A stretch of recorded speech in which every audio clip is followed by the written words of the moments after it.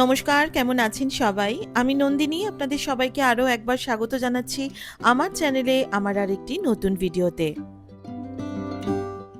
ঘড়িতে সময় এখন সকাল ওই 8:30 পৌনে 9টা মতো বাজে। রায়কে স্কুলে দিয়ে চলে এসেছি। আজকে ঘুম থেকে উঠে আকাশের দিকে তাকিয়ে দেখলাম আকাশের মুখটা একদমই ভার, আর ওই হালকা ইলশে গুঁড়ির মতো একটু বৃষ্টি বৃষ্টিও পড়ছে। আর গত রাতে কিন্তু বেশ ভালোই বৃষ্টি হয়েছে। রায়কে স্কুলে যেতেই হবে, তো তার জন্য রায়কে স্কুলে দিয়ে খানিকটা বাজার টাজার করে চলে এসেছি। একটু ভিজে গেছিলাম, তো সেই জন্য আর দাঁড়িয়ে আমি সময় ব্যয় করিনি, তো বাথরুমে ঢুকে স্নান টান করে নিয়েছি। আর আমাদের যে হেল্পিং হ্যান্ড দিদি, সেও চলে এসেছে। সেও আজকে খানিকটা ভিজেই গেছিল, তো সে এসে আজকে আমাদের বাড়িতে ঘর দুয়ার যেগুলো ভালোভাবে পরিষ্কার করে দেওয়ার, তো সেগুলো করা হয়ে গেছে। বাসি কাজ যেটাকে বলে, তো সেটা হয়ে গেছে। তো আমি স্নান টান করে প্রথমে যে কাজটা করি আপনারা তো জানেন, সেটা হচ্ছে পুজো করা। আর পুজো না করে আমি সত্যিকারের কোনো রকম কাজ, মানে আমার দৈনন্দিন জীবনে সেগুলো খুব একটা শুরু করি না সংসারের। মানে এটা বহুদিনের অভ্যাস বলতে পারেন। তো আমি স্নান টান করে আমার যে মর্নিং যে skin care routine as such ওরকম কিছুই না। অনেক কন্টেন্ট ক্রিয়েটার আছেন, তারা খুব সুন্দর করে দেখান, কিন্তু আমি বেসিক্যালি খুব একটা মেনটেন করি না। তো সেই জন্য আমি যতটুকু মেনটেন করি সেটুকুই আপনাদের সাথে শেয়ার করলাম। স্নান করে আমি আমার যেহেতু প্রচণ্ড অয়েলি অ্যান্ড সেন্সিটিভ স্কিন, তো সেই জন্য আমি একটা ওই নন অয়েলি ময়শ্চারাইজার আমি মাখি, তো সেইটা মেখে নিলাম। আর যেরকম সিঁদুর টিঁদুর পরে টরে নিয়ে হালকা একটা টিপ, এই হচ্ছে আমার সকালবেলার স্নান করে মর্নিং রুটিন যেটা স্কিন কেয়ারের, সেটা হয়ে গেল। এরপরে চলে এসেছি আমি ঠাকুর ঘরে, ঠাকুরটা পুজো দিয়ে নেব। যেরকম রোজ আপনাদেরকে পুজো দেখাই সেই রকমই, এর থেকে নতুন কিছু নতুনত্ব নেই। অনেকেই আমাকে কমেন্ট করেন যে নন্দিনীদি তোমার ব্লগে কিছু নতুনত্ব থাকে না। আসলে ব্যাপারটা কি বলুন তো, আমার জীবনটার মানে খুবই সাদামাটা এবং বলতে পারেন খানিকটা একঘেয়ে। তাও আমি এই একঘেয়ে জীবনের মধ্যে খানিকটা বৈচিত্র্য এনে ভালোভাবে থাকার চেষ্টা করি এবং আমার বাড়ির সব লোকগুলোকে ভালো রাখারও চেষ্টা করি। তো পুজো তো আপনারা জানেনই, আমি অনেকবার ভিডিওতে শেয়ার করেছি, কর্পূরের আগুন দিয়ে আমি সকাল বিকাল একটু ঘরটা দেখাই, এটা বহুদিনেরই আমার অভ্যেস।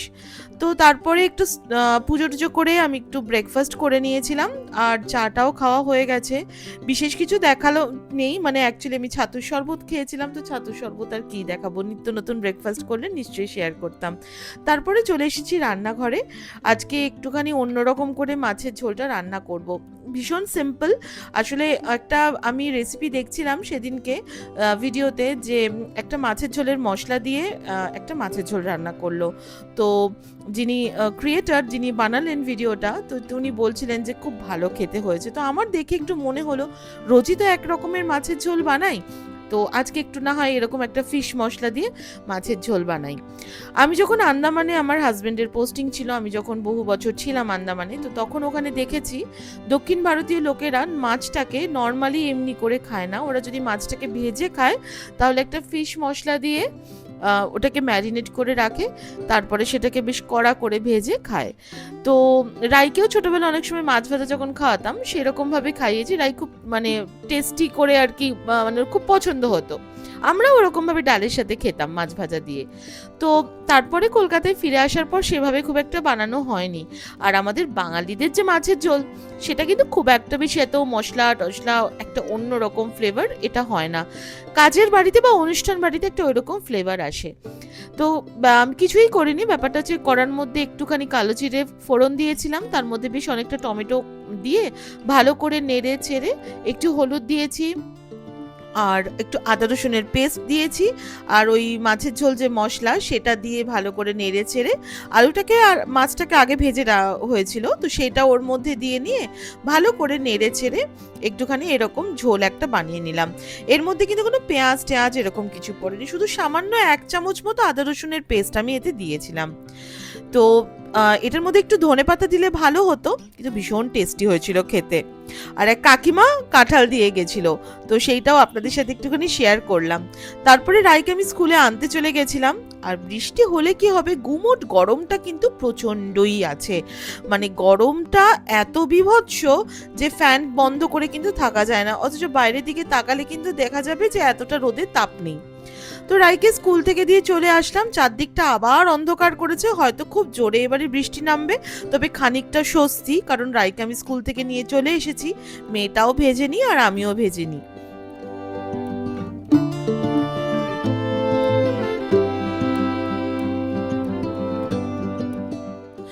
এরপরে আপনাদের সাথে দেখা হচ্ছে একেবারে সন্ধেবেলায়। সন্ধ্যা টন্ধা দেওয়া হয়ে গেছে, চা টা খাওয়া হয়ে গেছে, রাই পড়তে গেছে আর আমার হাতে বেশ খানিকটা সময় রয়েছে। তো আমি ভাবলাম যে বাড়িতে আমার যে চটজলদি বানানো যে স্ন্যাক্সগুলো থাকে সেগুলো প্রায় শেষ। তো অনেক সময় কি হয় না, হাজব্যান্ড ফেরার পথে বাড়ি থেকে বাইরে থেকে হয়তো একটুখানি চপ কিনে নিয়ে আসে, চিপস কিনে নিয়ে আসে, যেগুলো খাওয়া একদমই মানে উচিত না। আর আমি তো এখন একদমই খাইও না, কারণ বাইরের এই ভাজাভুজিটা খেয়ে আমি যে আপনাদেরকে বলছিলাম না যে আমার একটুখানি ডাইজেশনের প্রবলেম হচ্ছে। আসলে হরমোনাল ইমব্যালেন্স শুরু হলে না মেয়েদের একটা সার্টেন বয়সের পরে এরকম ডাইজেশনের যে ইস্যুটা সেটা ভীষণভাবে হয়। তো আমার মতো যারা এই প্রবলেমে ভুগছেন, যারা আমার ভিডিওটা দেখেন, তাদের উদ্দেশ্যে একটা কথাই বলবো যে বাইরের ভাজা ভুজি, অনেকে বলেন কি প্লেন চিপস অত মশলা নেই, কিন্তু প্লেন চিপসটাও খাবেন না। আমার বাড়িতে যদিও সবাই খুব পছন্দ করে, তো আমি একদমই এখন আর খাই না, আর বাড়িতে আনলেও আমি খুব রাগারাগি করি। তবে তার সাবস্টিটিউট হিসাবে তাহলে আমাকে তাদের জন্য কিছু তো একটা বানাতে হবে। তো সেই জন্যই আজকে আমি একটুখানি একটা স্ন্যাক্স বানাচ্ছি, ভাবলাম সেটাও আপনাদের সাথে শেয়ার করি যদি আপনাদের কাজে লাগে।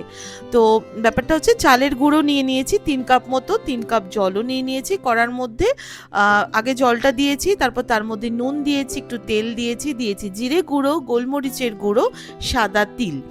যেই জলটা গরম হয়ে গেল তখন এই 3 কাপ চালের গুঁড়ো ওর মধ্যে দিয়ে দিলাম। মানে রেশিওটা হচ্ছে যত কাপ জল নেবেন তত কাপ চালের গুঁড়ো। তো এবার যেটাকে আমরা অনেক সময় পিঠে টিঠে বানানোর সময় যেরকমভাবে চালের গুঁড়োটাকে মাখি, ওই রকমভাবেই এটাকে সিম্পলি মেখে নিতে হবে। আচ্ছা, নুনটা ঝালটা এটা নিজেরা আপনারা যেরকমভাবে খান, যদি এটা বানান তাহলে সেই অনুযায়ী দেবেন। তো আমি এটাকে ভালোভাবে এখন মেখে নিয়েছি, এরকম দুটো বড় বড় গোলা হয়েছে। এবার এর থেকে আমি ছোট ছোট করে কটা লেচি কেটে নেব। যেরকমভাবে আমরা ময়দার নিমকি বানাই না, এটাও সেমই জিনিস, তবে এটা ময়দা নয়, ময়দাটা না খাওয়াই ভালো। তো সেই জন্য চালের গুঁড়ো দিয়ে আমি এটা বানালাম। তবে একবার বানিয়ে দেখবেন, চালের গুঁড়ো দিয়ে বানালে এটা ময়দার নিমকির থেকে অনেক অনেক বেশি টেস্টি। আমার বাড়ির লোকজনও সেটা বলে যে এটা অনেক বেশি ভালো হয়েছে। তবে এটা একটুখানি যেন মনে হয় যে হেভি হয়ে যায় খাওয়াটা। তো যাই হোক, আমি লেচিগুলো কেটে নিয়েছি আর এদিকে কড়ার মধ্যে বেশ অনেকটা তেল আমি গরম করতে দিয়ে দিলাম। এবারে এক একটা লেচিকে যেরকমভাবে রুটি বেলার মতো বেলি, বা ধরে নিন ময়দার নিমকি যখন আমরা বানাই তখন যেরকমভাবে বেলি ওইভাবে বেলে নেব। তবে এক্ষেত্রে একটা কথা বলছি, আমি তো ধরুন মানে যতটা বানিয়েছি ততটা তো পুরোটা আপনাদের সাথে মানে ভিডিওটা শেয়ার করছি না, যে যতগুলো লেচি আমি বানিয়েছি ততগুলো। তো এটা প্রথমে আমি চালের গুঁড়ো বা ময়দা দিয়ে এটা বেলছিলাম, তবে শেষের দিকে আমি কি করলাম, এটাকে তেল দিয়ে বেলছিলাম, তাতে কিন্তু আরও ভালোভাবে উঠে গেছিলো। তো দেখুন, যেহেতু চালের গুঁড়োটা খুব ভালোভাবে মাখা, তো নিমকির মতো ফার্স্টে কেটে নিলাম, আর তেলটা দিকে গরম হয়ে গেছে, তো ওর মধ্যে দিতে কিন্তু খুব ভালোভাবে মানে একটা একটা মতো হয়ে গেছে। যদি তেল দিয়ে বেলেন তাহলে সেক্ষেত্রেও খুব ভালোভাবে উঠবে। আমি ময়দা আর তেল দুরকমভাবেই ব্যবহার করেছিলাম। তো প্রথমে ছুরি দিয়ে কাটছিলাম, শেষের দিকে আমি পিৎজা কাটার যেটা রয়েছে সেই পিৎজা কাটার দিয়েও কাটছিলাম, সেটাতেও কিন্তু খুব ভালোভাবে উঠে গেছে। আসলে চালের গুঁড়ো দিয়ে করলে না খুব একটা স্টিকি ব্যাপারটা হয় না, তো সেই জন্য খুব তাড়াতাড়ি কিন্তু একদম ঝরঝরে হয়ে আর কি নিমকিগুলো আলাদা আলাদা হয়ে যায়। এবং তেলে দিলেও কিন্তু খুব তাড়াতাড়ি মানে একটা একটা মতো করে ভাজা হয়ে যায়, একটার সাথে আর একটা লেগে যায় না।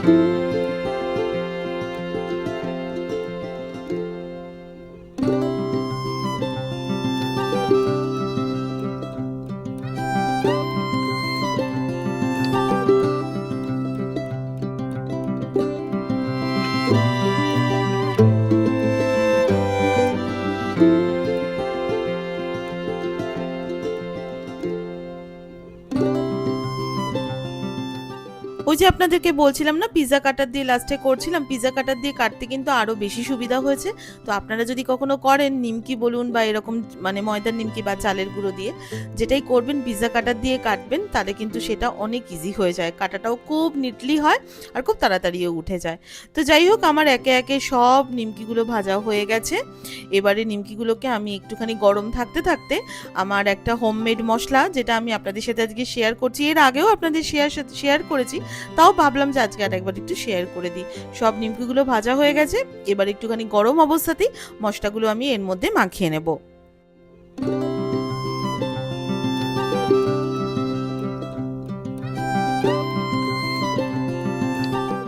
যেহেতু আমি স্ল্যাপের ওপরে রেখে সব বেলে নিয়েছিলাম, তো ওই জন্য একটুখানি দাগ মতো হয়ে গেছে। তো আমি ভালোভাবে ওই জায়গাটাকে একটুখানি সাবান দিয়ে পরিষ্কার করে নিলাম। আর আমি অনেকেই হয়তো ভাববেন যে আমি এইভাবে স্ল্যাপের মধ্যে রুটি পরোটা এইসব বেলি, আসলে আমার এক্ষেত্রে অনেক সুবিধা হয়, কারণ আমি প্রত্যেকবার বেলার আগেই খুব ভালো করে মুছে নিয়ে ধুয়ে নিই সব জায়গাগুলোকে।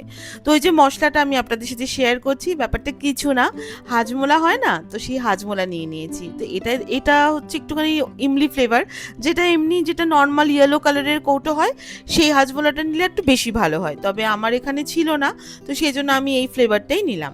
তো এটা নিয়ে একটুখানি একটা এরকম নোড়ার সাহায্যে এটাকে ভালো করে গুঁড়ো করে নেব। আপনারা যদি অনেক বেশি পরিমাণে বানান তাহলে একটুখানি মিক্সির বাটির মধ্যে একটু ঘুরিয়ে নেবেন, তাহলে আরও ভালো মিহি করে গুঁড়ো হয়ে যাবে। এবার এটাকে খুব ভালো করে গুঁড়ো করে নিলে, আসলে হাজমোলাটা কেন আমি ইউজ করি, এর মধ্যে বেশ টক মিষ্টি ঝাল ঝাল এই ব্যাপারটা খুব সুন্দর ব্যালেন্সড ওয়েতে থাকে, তো সেই জন্য আমার হাজমোলাটা অনেক মানে ইজি লাগে। আর চাট মশলাতে কি হয়, একটু টক যেন বেশি মনে হয় আমার, আর একটু কেন জিরে জিরে একটা ব্যাপারও আমি পাই, তো সেই জন্য চাট মশলাটা আমি খুব একটা ইউজ করি না। এই হাজমোলাটা দিয়ে আমি এই মশলাটা বরাবর বানাই। এর আগে যখন মুগ ডালের মাটরি বানিয়েছিলাম তখন আমি এইভাবেই ইউজ করেছিলাম। তো যাই হোক, এর মধ্যে আমি একটুখানি লঙ্কা গুঁড়ো আর একটু গোলমরিচ গুঁড়ো দিয়ে দিলাম, কারণ এই নিমকিটা একটু ঝাল ঝাল হলে কিন্তু গরম গরম চায়ের সাথে দারুণ জমে যায়, তো সেই জন্য আর একটুখানি ঝালও আমি এতে দিয়ে দিলাম। আর এই প্রত্যেকটা নিমকি কিন্তু দেখেছেন একদম একটা একটা রয়েছে আর ভীষণ ক্রিস্পি হয়েছে এটা মানে খেতে। তো এবার আমি চামচের সাহায্যে এই মশলাগুলোকে ওর ওপরে ভালো করে ছড়িয়ে দিচ্ছি। আচ্ছা, এটা কত টক টক হবে, ঝাল হবে, মিষ্টি হবে, যখন আপনারা এটা মশলাটা দেবেন তখন সেটা আপনাদের নিজেদের টেস্ট বাড অনুযায়ী মেশাবেন। আমার বাড়িতে যেমন একটুখানি ঝাল টক এই ব্যাপারটা একটু মানে ওই চটকারা যে ব্যাপারটা সেটা সবাই খুব পছন্দ করে, তো সেটা না হলে বলবে ভালো হয়নি ভালো হয়নি, তো সেই জন্য আমি একটুখানি বেশিই দিই। তো পপকর্ন বানালেও আমি একটুখানি বেশি দিই। তো যাই হোক, নিমকিগুলো আমি ভালোভাবে একটা স্পুনের সাহায্যে ভালো করে মাখিয়ে নিয়েছি।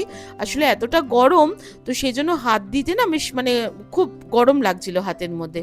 আর এই দেখুন কি সুন্দর করে ভেঙে যাচ্ছে, ভীষণ ক্রিস্পি হয়েছে। আমি তো আপনাদের সাথে মানে শেয়ার করতে পারলাম না খাওয়াটা, তো সেই জন্য আর আওয়াজটাও ঠিক মানে শেয়ার করতে পারলাম না, কারণ চারদিকের এত আওয়াজ আসছিল না, তো সেই জন্য। আমার পাশের ফ্ল্যাটেই একটা ইন্টেরিয়ারের কাজ হচ্ছে, তো তাদের মোটামুটি রাত্রির প্রায় 10টা পর্যন্ত তাদের মানে ওই ঘরে মেশিন চলার আওয়াজ চলে, কাটার আওয়াজ চলে, তো সেই আওয়াজটা এত ভয়ঙ্কর, সেটা আমি আপনাদের একদিন অন্যদিন শোনাবো, তাহলে আপনারা বুঝবেন। কিছু করার নেই, এখন পাশে ফ্ল্যাট হয়েছে, এটা তো কিছু করতে পারবো না। তো একটা আমি টেস্ট করে দেখলাম, আমার তো ভীষণ ভালো লেগেছে। যদি পারেন একবার বানিয়ে রাখবেন, বাইরের স্ন্যাক্স কিনে খাওয়ার থেকে বাড়িতে এই ধরনের স্ন্যাক্স বানিয়ে বাচ্চা থেকে বুড়ো সবাই খাবেন। আর ময়দাটা অ্যাভয়েড করাই ভালো, কারণ সবাই এখন ময়দা প্রায় ছেড়েই দিয়েছে, তো সেই জন্যই চালের গুঁড়ো দিয়ে বানালাম। হাজব্যান্ড অফিস থেকে এসে গেছে, আসতেই আমি বলেছি যে তোমাকে আজকে মানে নেমেই আমাকে ফোন করেছিল যে এটা নিয়ে যাই ওটা নিয়ে যাই, আমি কিছু আনবে না, আমি অলরেডি বাড়িতে বানিয়ে ফেলেছি। তো খুব খুশি হয়ে গেছে, তো বললো যে আজকে ভালো করে দুধ চা করো। আর আমিও অনেক দিন পরেই দুধ চাটা খাচ্ছি হাজব্যান্ডের সাথে বসে।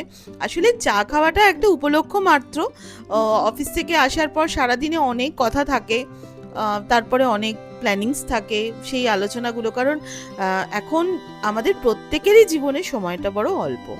তো যাই হোক, হাজবেন্ডের সাথে বসে তাহলে চাটা খাই, একটু গল্প টল্প করি, আর ভিডিওটাও তাহলে আজকে এখানে শেষ করি। দেখা হবে আপনাদের সাথে নেক্সট ব্লগে, আরও একটা দিনের গল্প নিয়ে আসবো। আমার ফেসবুক আর ইনস্টাগ্রাম পেজের লিঙ্ক দেওয়া রইল আমার ভিডিও ডেসক্রিপশন বক্সে, পারলে সেখানেও বন্ধু করে নেবেন। তাহলে দেখা হচ্ছে নেক্সট ব্লগে, ততক্ষণের জন্য টাটা।